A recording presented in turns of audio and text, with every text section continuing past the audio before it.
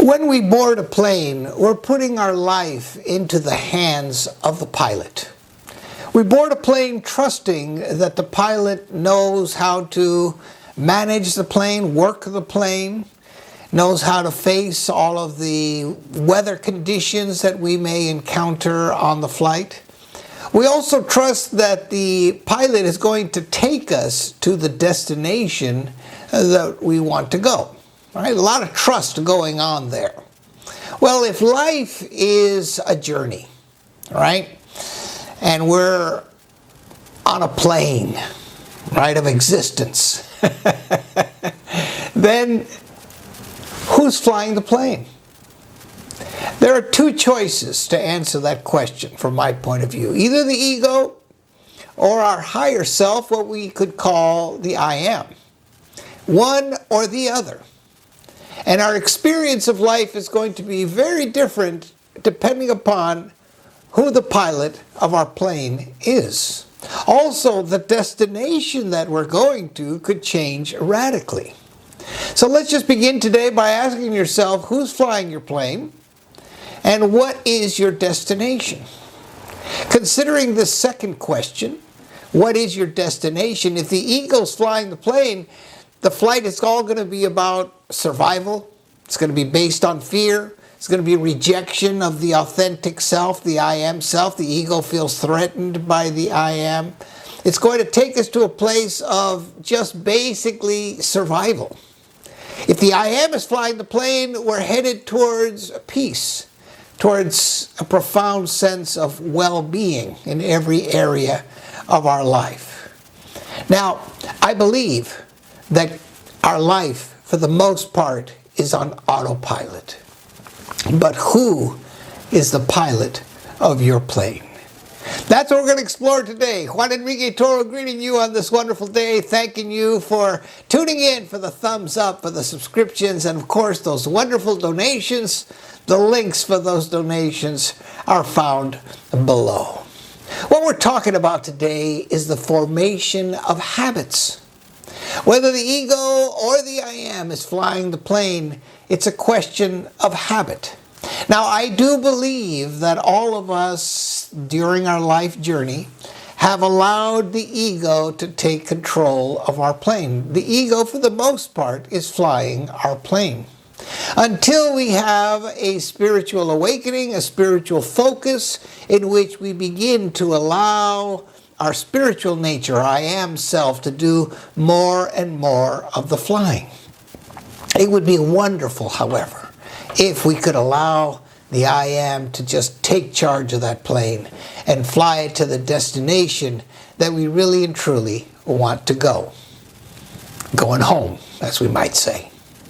So today we're talking about habits, and I know that as we begin this new year here in January, moving into February, we all have habits that we would like to adopt. You know, maybe you want to eat better, maybe you want to exercise, whatever, and we all have habits that we'd like to change.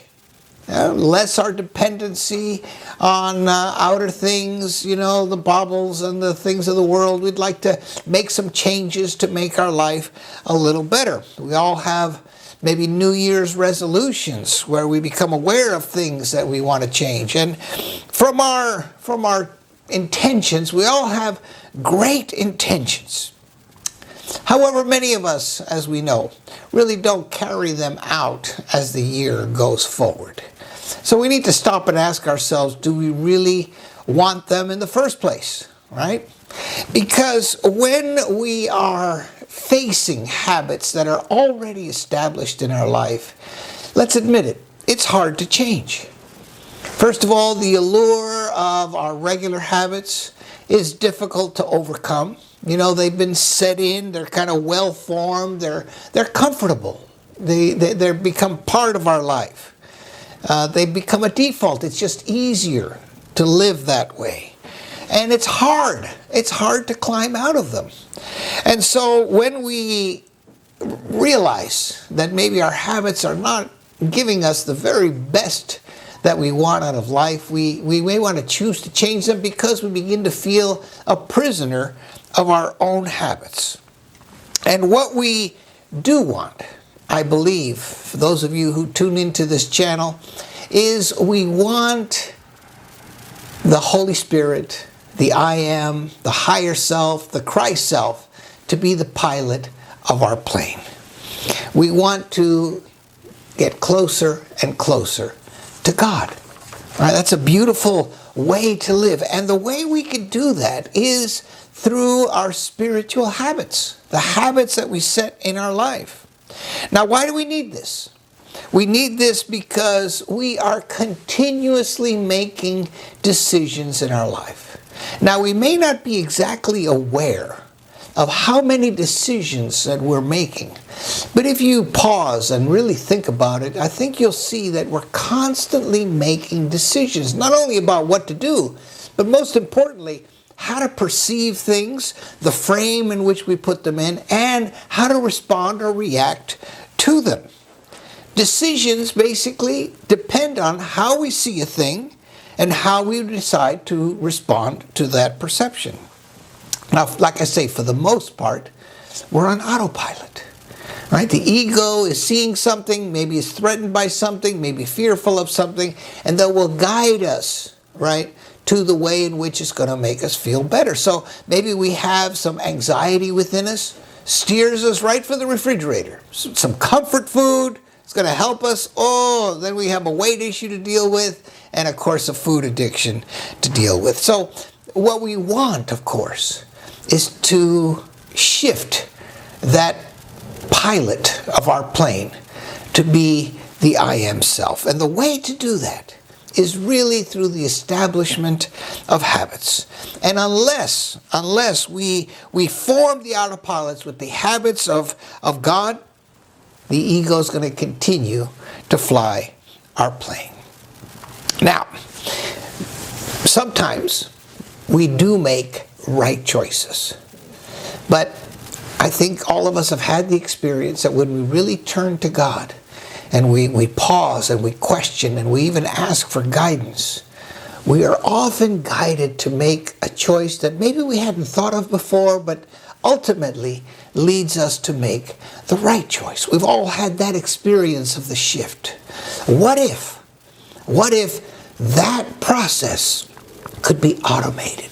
And we could continuously make choices in favor of our higher self, in favor of God. Wouldn't that be wonderful? Let me give you a vision. Because the thing about habits is that they become automatic. They become involuntary. In other words, we don't have to think about it. It happens almost immediately. They are very quick. It's a very quick reaction. And it tends to be our first response to any situation. That's what habits are. And when we have these habits, that's the way we're going to be ready to respond for the most part. And even in very little things. And so these become the rules by which we live. And this is a vision, right? A vision of what our life is based upon the habits that we have established. And so we have to ask the question, how do we shift our habits? So let me make mention, first of all, of a wonderful book, Atomic Habits by James Clear, which gives some very practical ideas on how to make something that is very difficult, especially initially, to change, which is our habits. It gives us some very clear instructions as to how to do that. So if you're interested in this, I would really recommend that book for you, Atomic Habits by James Clear. Because when we want to shift something, change is difficult. And especially initially, it takes a lot of effort and discipline. Okay? Effort because, like I say, we've formed into a comfort zone. We don't want to change. And discipline because it needs to be done over and over again. The initial part, right, of changing a habit is overcoming that effort. That is the tough part. And then, of course, deciding which of the habits we're going to form is very important. So I'm going to reference today the Course in Miracles, which has a very clear, and I would say simple, 3 habits that it is inviting all of us to form. There are probably many more habits that we can have, but in the Course in Miracles, these 3 are emphasized. And I'd like to share them with you because 3 is not an overwhelming number. And we could take them on, right? Choose to focus on these in our life. The 3 of them are to give love, to ask for guidance, and to talk truth to temptation. Right? To give love, to ask for guidance, and talk truth to temptation. Let me explain what I mean by that. First of all, giving love. We always want to be extending love. We understand that that which we give, we receive. And so the more love we offer our world, our brothers and sisters, the more love we're going to be blessed with. We are a blessing and we are blessed by continuously giving love. Now, of course, when the ego has control of our plane, we're not giving love a lot.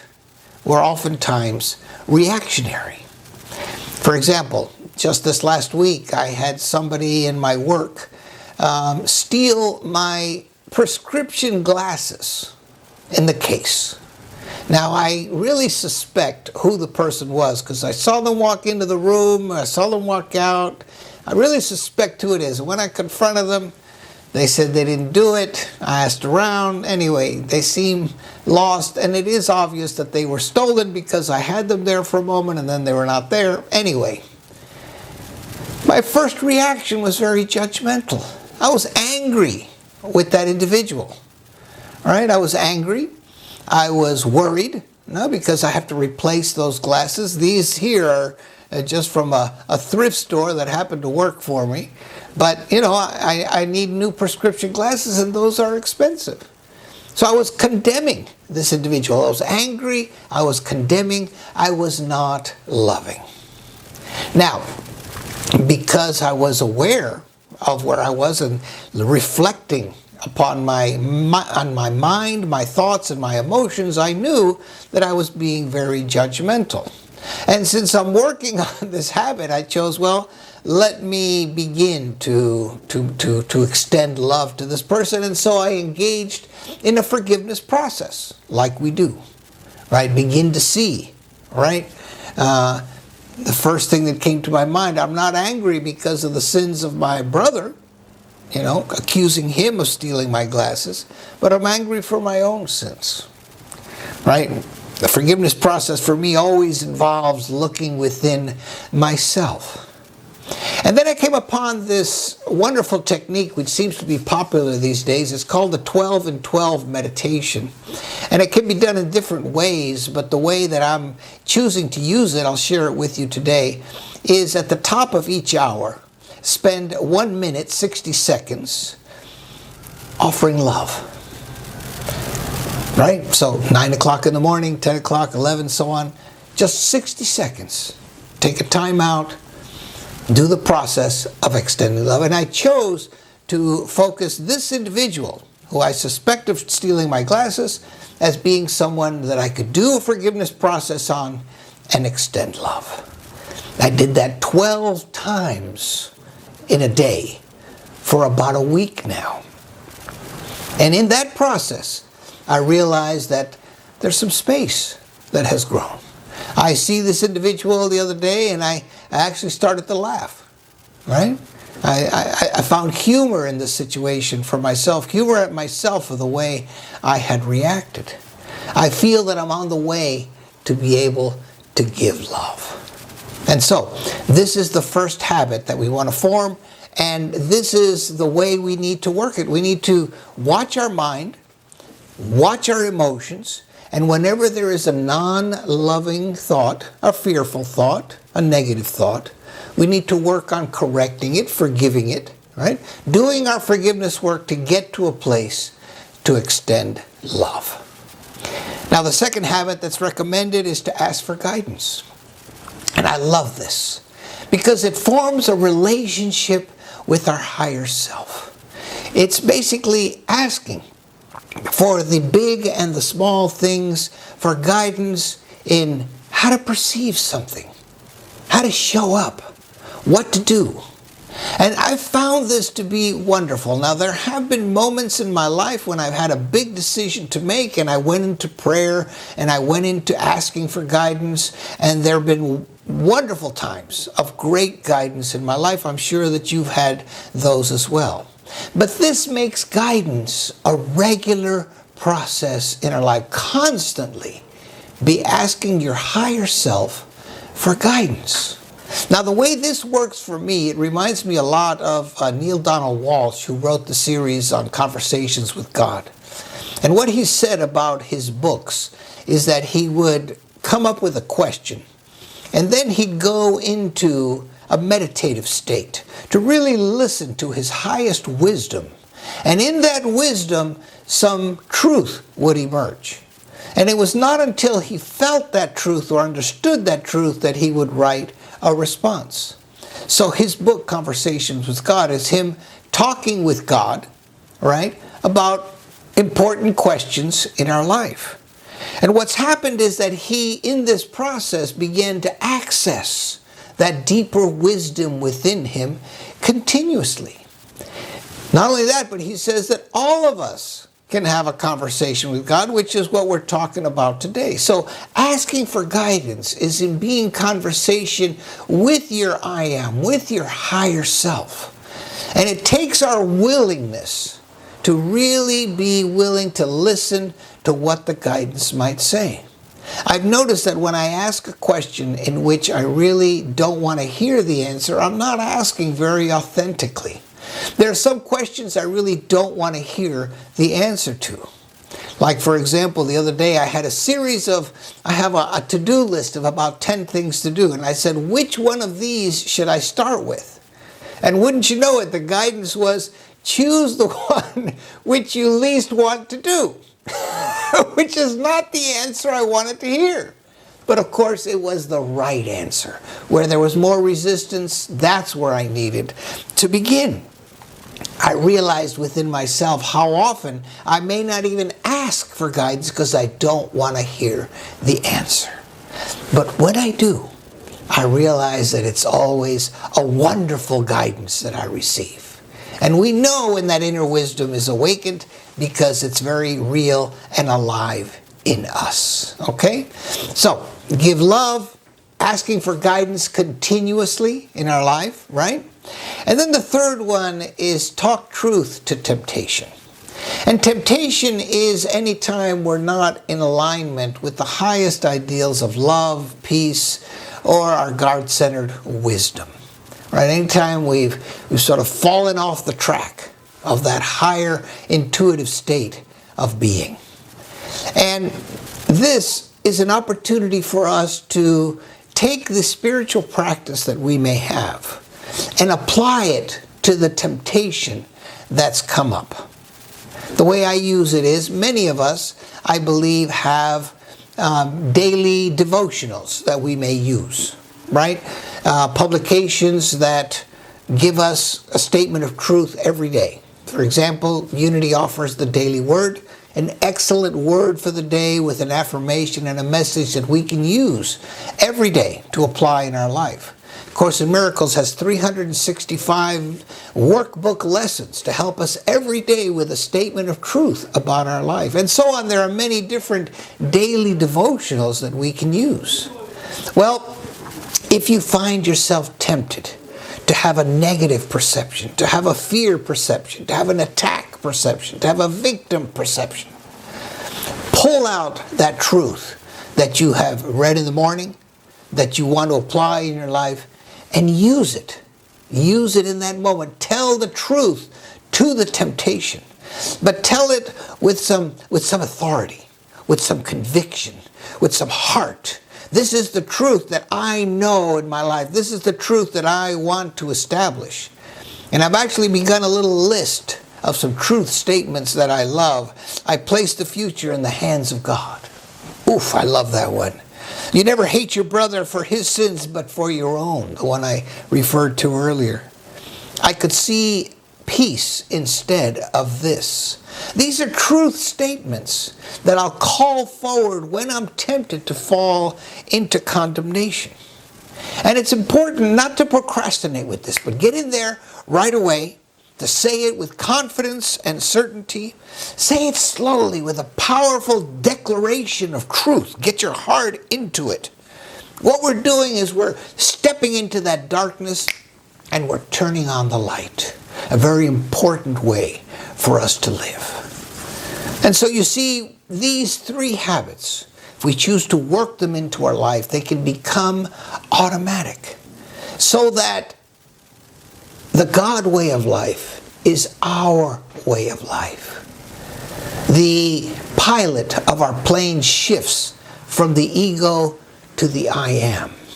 And our destination of peace, love, compassion, comfort, awareness, prosperity, they all come into alignment.